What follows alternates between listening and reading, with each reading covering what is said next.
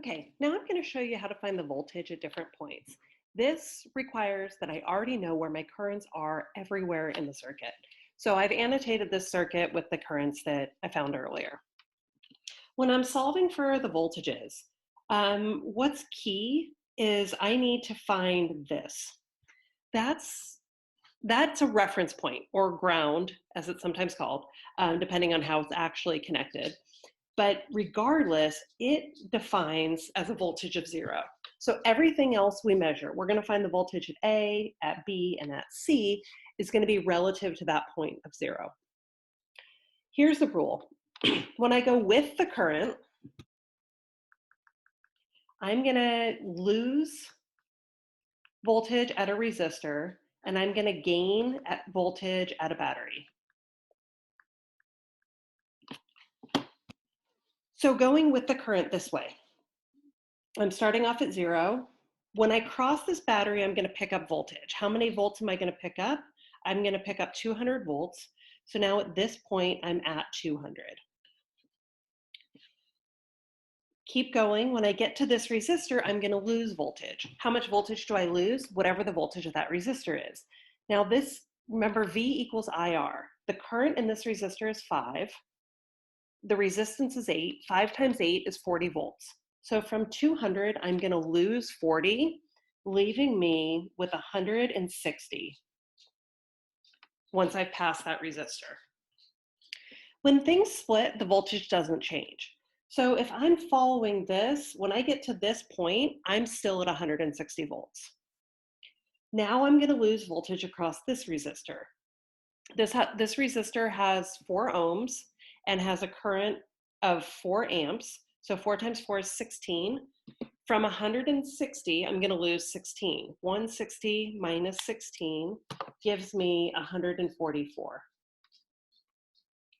So at C, we're set at 144 volts. That's going to answer to one of my problems, but I'm going to keep working my way through. Getting to this next resistor, the one that's labeled R2, I'm going to lose current, I'm going to lose voltage there. The current is 4, the resistance is 8. The resistance is 6. 4 times 6 is 24. 144 minus 24 leaves me with 120 volts at this point. From here, it doesn't matter which branch I go through. I can go down either one, they're going to be equivalent. And that's always the case with parallel. You can go either way. So going through this branch, the one on the left, going through R4, 2 amps times 10 ohms is 20 volts. So we're going to lose 20 volts across R4. 120 minus 20 leaves me with 100 volts. That stays as 100 volts all the way through here till I get to the next resistor. When I get to R5, I'm going to lose 5 amps times 14 ohms, 5 times 14, or 100 volts. I'm going to lose 70. That's going to leave me at A with 30 volts. Continuing on, going through the next resistor, 5 amps times 6 ohms, I'm going to lose 30. From 30, losing 30 brings me back to 0.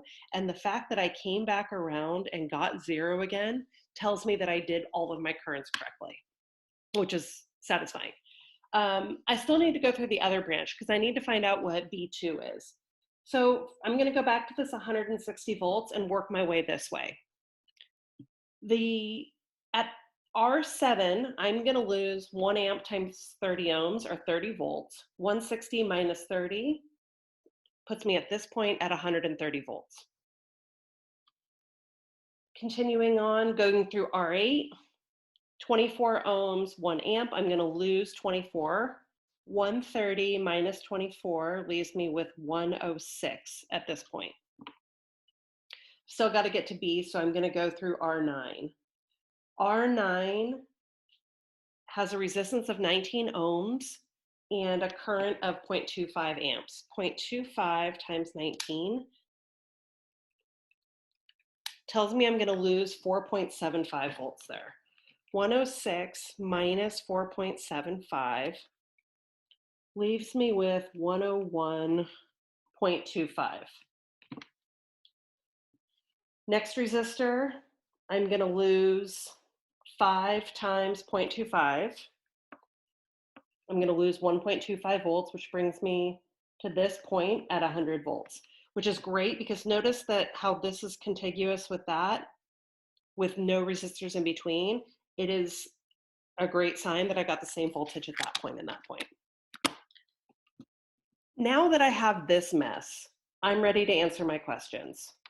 My questions are, if I want to know the potential at A, I found at A, that voltage was 30 volts. The voltage at B, I found to be 101.25 volts. The potential at C, I found to be 144 volts. For this last part, VAC, when I'm asked to do VAC, it's going to be the voltage of A minus the voltage of C. A was 30, C was 144.